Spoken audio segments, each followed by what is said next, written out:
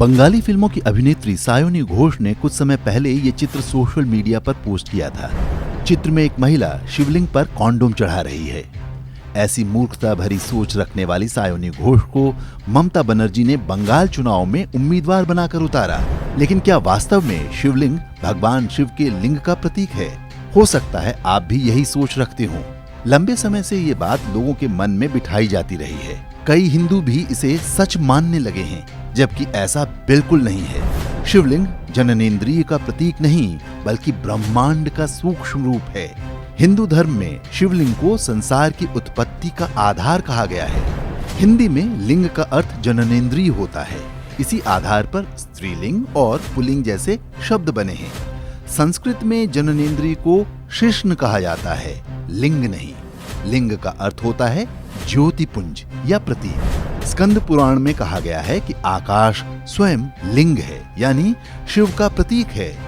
वैज्ञानिक ब्रह्मांड के जिस रूप की कल्पना करते हैं, उसका आकार भी वैसा ही है जैसा शिवलिंग का।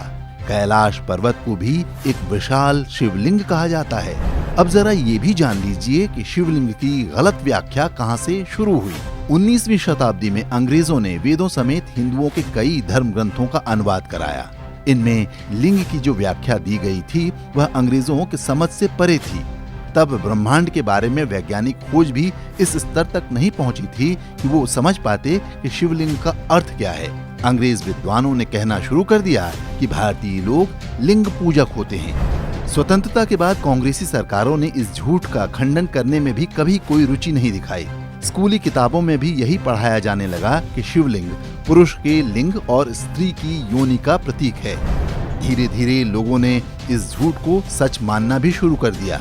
लेकिन जैसे जैसे आधुनिक विज्ञान को ब्रह्मांड के बारे में पता चल रहा है, उनको ये भी समझ में आने लगा है कि हजारों वर्ष से हिंदुओं द्वारा पूजित शिवलिंग का वास्तविक अर्थ क्या है।